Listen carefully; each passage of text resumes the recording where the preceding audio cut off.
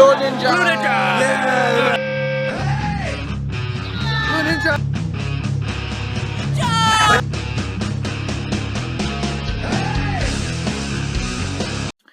Hey, what's up, YouTube? Looking at myself, and sometimes I kind of like how I look in this ninja outfit, even though most of you guys know what my face looks like because of Ryan, my videos on Ryan Balance's channel. Anyway, thank you for all those who have subscribed recently. Thank you, I appreciate it. If you came over from Ryan's channel, especially after his last video, which I was getting a lot of hate for, which really don't exactly understand why, but if you came over and you supported me after that video, thank you, and I appreciate it. This video right now is going to be pretty much a straight vlogging video, and by that I mean is, normally I take pictures of while I'm walking and I'll talk and stuff like that, but you're just going to be looking at my beautiful face, my beautiful ninja face, right? This is going to be me expressing some stuff. I wanted to talk about working in Japan, and I wanted to talk about specifically a kaiwa, and I did a video recently talking about the differences, like if you're coming to Japan to learn Japanese, then you shouldn't work in an eikaiwa. And that was my one of the videos like 2 videos ago, or my last video, I don't really remember. It was a while ago. And yeah, so this is kind of going along with it. Today I was at work, and every so often, like, my goal in coming to Japan is, or was, to learn Japanese. It had some other desires, things that I wanted to achieve, but main thing is I wanted to learn Japanese.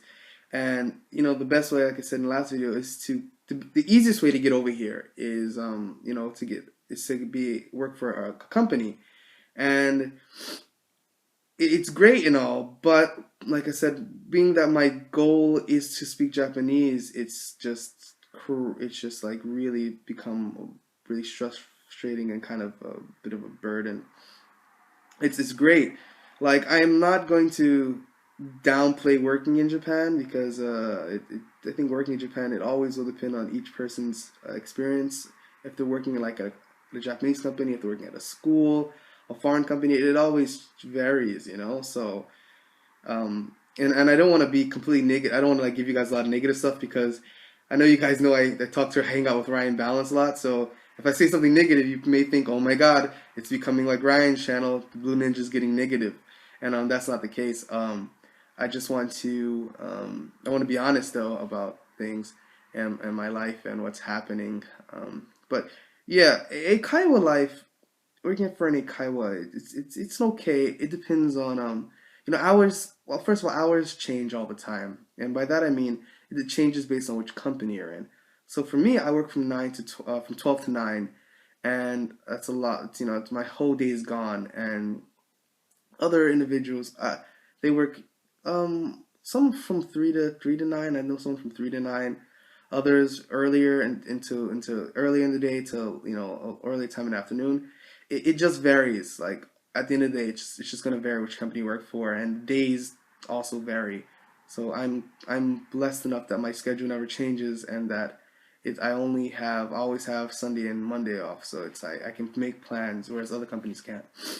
But that's kind of it. Sorry, I have a bit of a cold or whatever. So if you hear me sniffling, please don't mute the whole video or click to the next one. But anyways, yeah. So in eikaiwa, it can be a bit stressful. Today, and partially I'll talk about having relationships and Japanese. And by that I mean, the good thing about, if you are a good teacher, you will want to have a good relationship with all your students. And it's easier to have a good relationship with adult students than kid students. And I have both.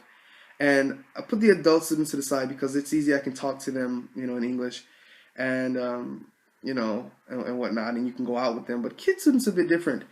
And one of the frustrating points I notice is that, first of all, kid students, they can't speak English. Let's be very honest.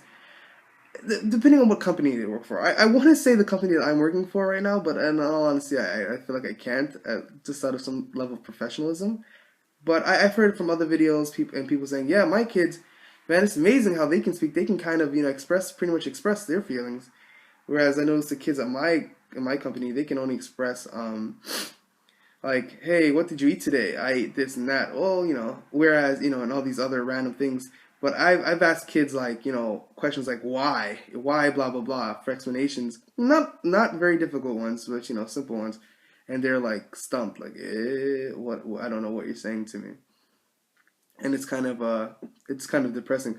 But I know it's like, yeah, the one thing that sucks is you have a problem really getting to know your kid students, like, and by that I mean, like, things about them, but really fully knowing their thoughts, like, and you realize, you get to experience the beauty of how teaching and relationships can work when you don't speak the same language, and that's great. I've been through that before, but there's always something different when you can literally just talk to a kid and be like, all right, you can plainly say your thought, and they can plainly express themselves, and you don't need a translator, or you're not told that you should have a translator.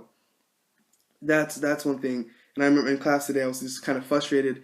For example, like playing a game, and the kids couldn't understand anything I was saying in the game, and I was just really frustrated, trying to teach in this game, and it took forever. And by the time they got it, it was like time to go, and it's like, yo, you guys are bored, you guys are tired. I feel like I did a good job if you guys are happy, and it's just like, ugh, of course they're a bit older kids, so they're going through all their puberty problems, and thinking they're cool, and that happens. But I understand it.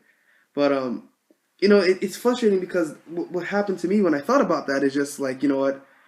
First of all, I wish I could at least could speak to you in Japanese, like fluently enough to express myself. And part of the thought that comes back is, dang, if I wasn't speaking English 9 hours out of the nah, to 8 hours out of the day at my job, I would actually be able to probably do that by now. I wouldn't be completely fluent, but if you study if you even study fairly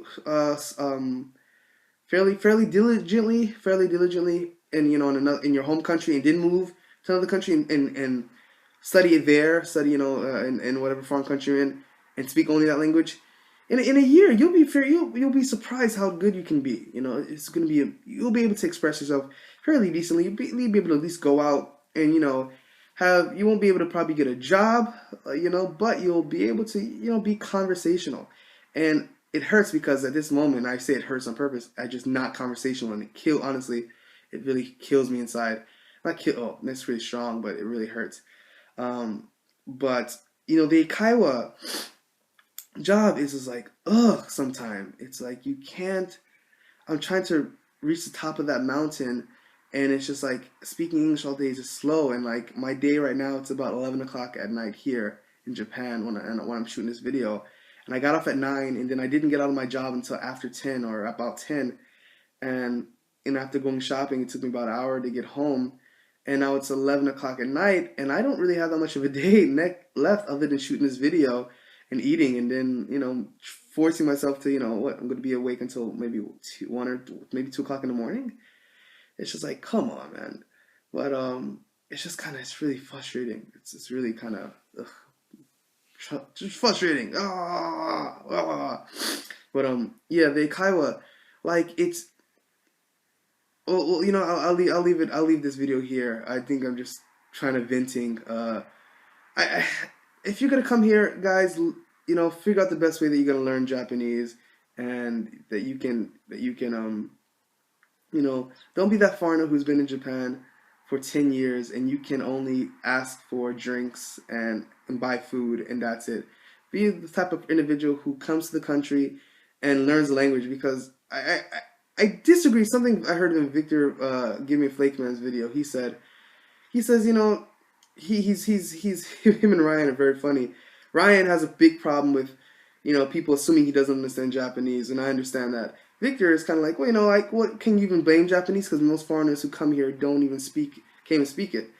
And I feel like most foreigners who at least live here can fairly speak Japanese. It's my feeling, but I haven't been here nearly as long as him, so I wouldn't know. This thing keeps moving over.